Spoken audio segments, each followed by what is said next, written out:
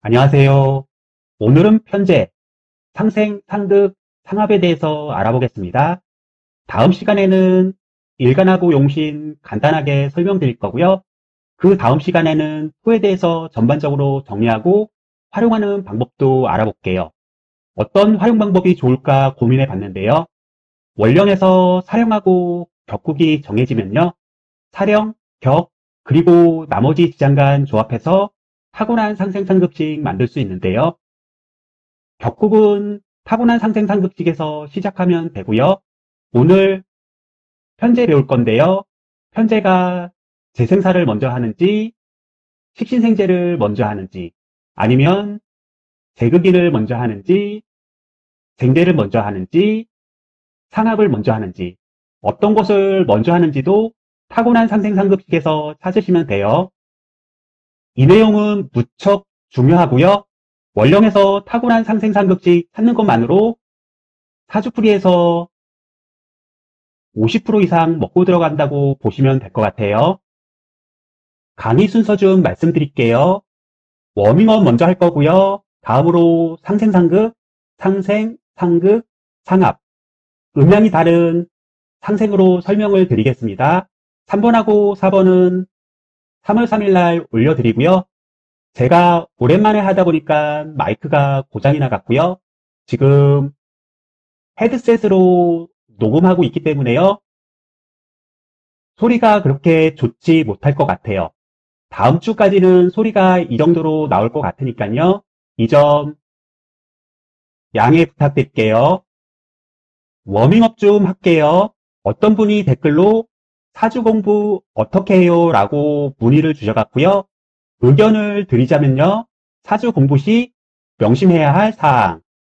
첫 번째는 오행이든 육신이든 사주풀이는 상생상극, 생화급제밖에 없습니다. 신살이라든지 공망은 사용하지 않는다. 상생상극, 생화급제 이상도 이하도 없다. 그리고 상생상극, 생화급제 할 때는 원령이 기준이고요. 원령이 중심입니다. 추나추동 상생상극이라고 많이 들어봤잖아요. 이 추나추동은 꼭 원령을 참고하라는 의미입니다. 세 번째로는 꼭 기준을 정하시기 바라고요. 오행은 원령에 있는 사령용신을 기준으로 잡으시면 되고요. 육신도 원령에서 나온 격국을 기준으로 잡으시면 됩니다. 사회생활이라든지 사회에서의 역할, 직업생활을 보기 위해서는 꼭 격국을 기준으로 잡으시길 바라고요. 기준을 어떻게 잡느냐에 따라서 해석도 많이 달라지고요. 살려야 할 육신도 달라진다. 이 부분 설명드릴게요. 육신은 기준을 어떻게 정하느냐에 따라서 해석 방법이 달라지고요. 살려야 할 육신도 달라진다. 오늘 편제 배울 건데요. 편제를 기준으로 재극인을 하게 되면요. 편제는 재와 영역, 공간, 창고를 문서화하고 등록화하고요. 이것을 안전, 자산권화한다. 상표권, 특허권을 등록한다. 이렇게 해석할 수 있고요.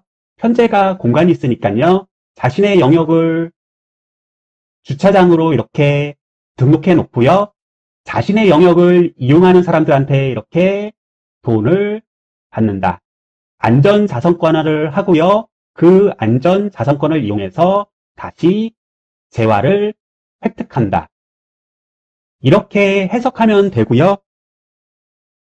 편인을 기준으로 재극인이 되면요.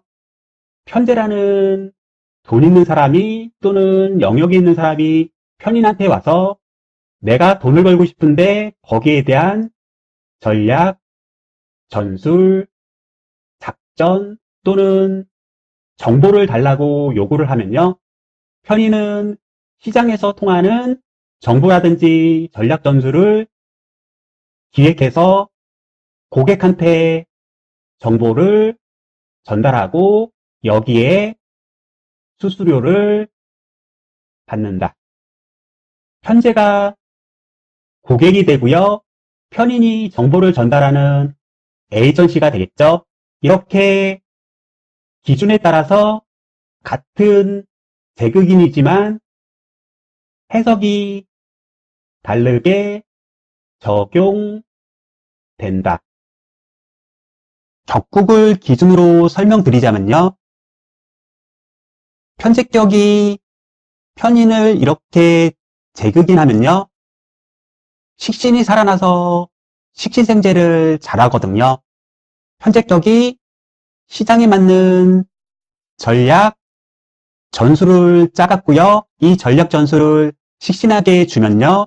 전략 전술을 가진 식신이 식신생제로 더욱더 영역이나 공간, 재화를 확장한다.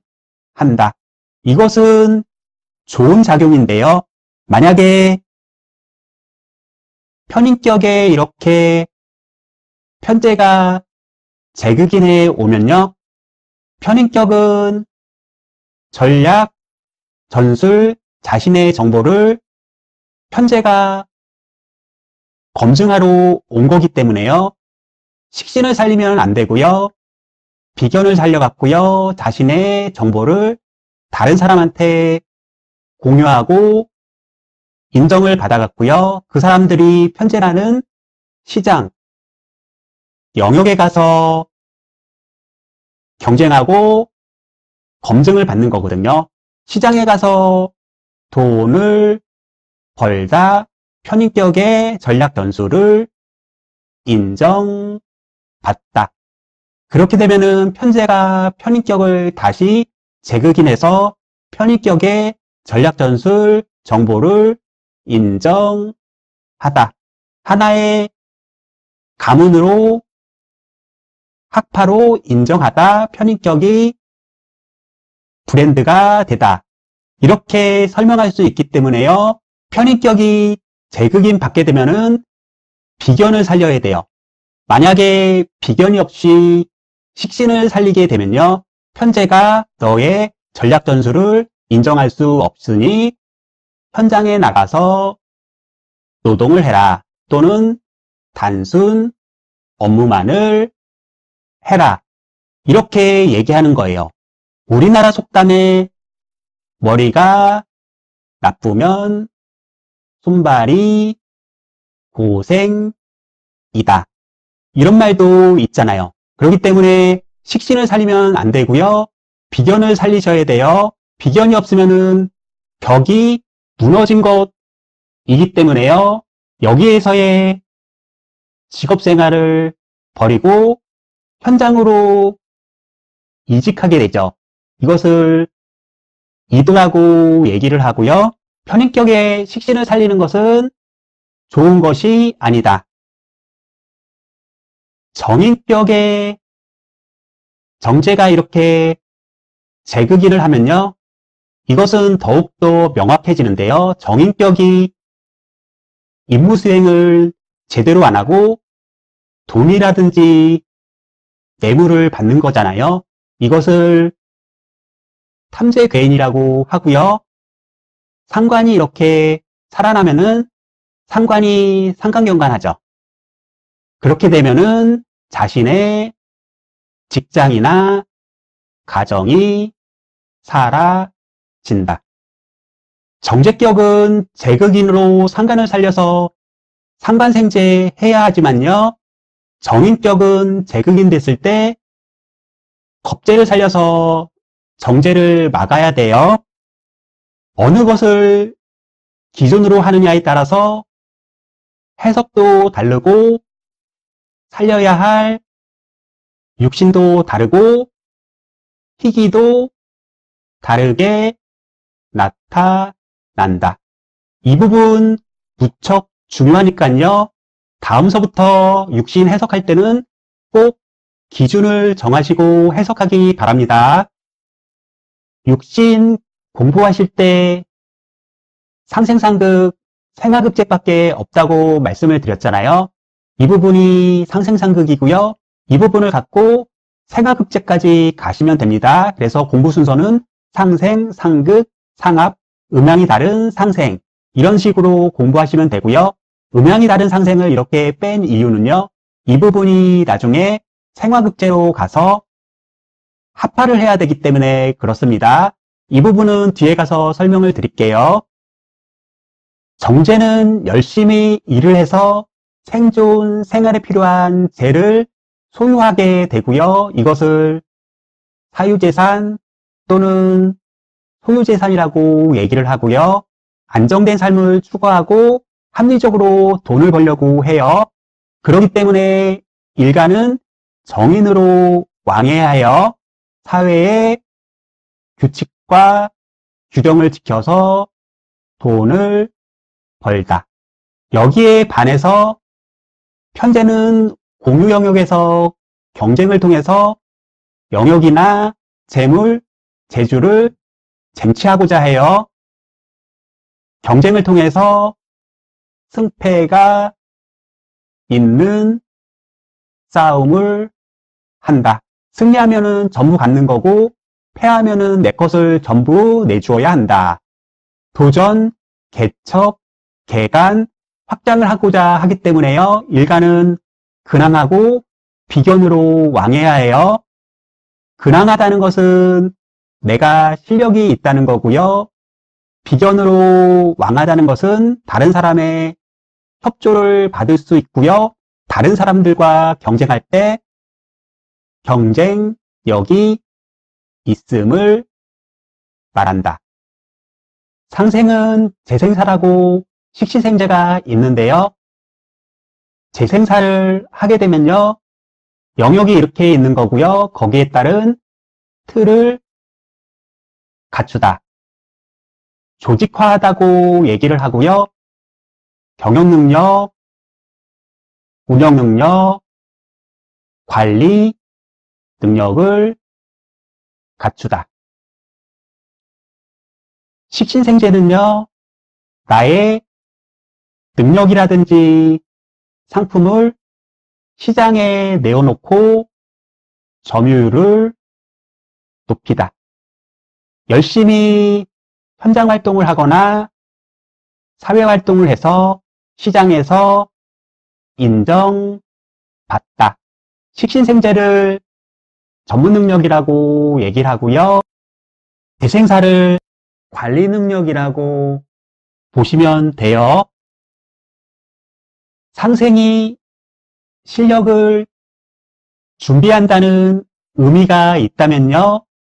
상극은 경쟁을 통해서 승패를 겨룬다는 의미가 있어요. 재극인하고 쟁제에 대해서 알아볼게요. 재극인은 시장에 적합한 전략, 전술, 작전, 계획, 정보를 짜다는 의미가 있고요. 재라는 재물, 영역, 공간, 창고를 문서화해서 권리화하다. 안전 자산권화하다, 유통 자산권화하다. 이렇게 보시면 되고요. 쟁제는 편제라는 나의 영역에 비견이 이렇게 경쟁을 하자고 찾아온 거죠. 비견하고 영역을 공동관리, 공동경영, 협조하는 건데요. 살이 있어서 이렇게 비견을 견제하면 내가 관리자고요. 비견이 종업원인데요. 살이 없으면은 비견이 편제에 침입해서 쟁제를 하는 거기 때문에요. 다른 사람이 나의 영역을 가져가다. 상합은 상극의 경쟁관계가 아니고요. 나의 것을 내어놓고 상대방의 것을 받아들이는 협력관계이다. 계약을 한다든지 용역 업무를 본다든지 영업을 할 때 연대, 연계, 대행, 협조관계를 갖는다. 편제학 정의는 편제라는 시장에 필요한 정인, 적합한 정보를 제공하는 거죠. 정인을 에이전시, 대행사, 조합이라고 보시면 되고요. 일반 사람들은 재테크라고 보시면 돼요. 투잡을 뛴다든지 부동산, 주식 투자, 코인 등을 말하고요. 투자, 지분 참여, 이권 개입을 말한다. 혼자 하는 게 아니라 에이전시라는 조합, 대행, 업체를 끼고 한다. 편제합, 겁제는 연대, 대행, 계약을 통한 공동작업, 공동운영, 공동경영을 말하고요. 편제가 영역이나 공간이 있다고 얘기했잖아요. 잠실, 올림픽, 경기장을 편제가 갖고 있다면요. 겁제는 해외에 가서 축구팀을 섭외해 와갖고요. 잠실 운동장에서 뛰게 하고 거기에 대한 수수료를 탱기죠. 이런 방식으로 공동 작업을 하는 것을 말하고요. 비견이 둘의 품앗이 협동조합처럼 직접 참여해서 돕는다면요. 겁제는 간접으로 도움을 주고자 한다. 돈을 투자한다든지 지분을 참여한다든지 중개 업무, 에이전시 역할을 한다. 음양교차 상생 좀 볼게요. 음양이 이렇게 플러스, 마이너스, 플러스가 되면요. 실력이 좋아야 해요. 만약에 플러스, 마이너스이면요. 이거는 인간 관계를 잘하면 된다. 상관생 편제부터 볼게요. 원래 식신생 편제잖아요. 식신은 나의 고유한 능력을 발휘하는 거고요. 그에 비해서 상관으로 이렇게 편제를 생하면요. 타인의 능력을 활용해서 편제를 생한다. 중재 능력, 중개 능력, 에이전시 능력, 로비스트, 거강꾼이라고 하고요. 인력사무소를 만들어서 인력을 편제라는 시장에 이렇게 중개해 주기도 하고요. 부동산 중개인처럼 비견으로 집을 찾는 사람들을 편제라는 집이 있는 영역으로 이렇게 소개를 해주는 것을 말해요. 편제생 정관 좀 볼게요. 편제생 편관하고 거의 같은데요. 운영권, 독점권, 관리 능력을 말하고요. 편관이 새롭게 개척할 조직을 만든다면요. 정관은 기존에 있는 조직을 사용한다. 예전에 코카콜라 회사가 있었는데요. 코카콜라가 한국에 지사나 지점을 세우면은 편관으로 생을 한 거고요. 예전 같은 경우에는 코카콜라가 오비 맥주라는 기존에 있는 조직을 활용했어요. 이렇게 기존에 있는 조직을 활용하는 것을 편제, 생, 정관이라고 하고요. 정관은 편제를 살리기 위해서 비견하고 합을 해야 한다. 이것을 생존형 영업이라고 하고요. 이것을 합하라고 부른다. 이 부분이 조금 달라요. 오늘 강의는 여기까지 할 거고요. 다음 시간에 생화극제하고요. 사주에서 타고난 상생상극식 찾는 거 해보겠습니다. 고생하셨습니다.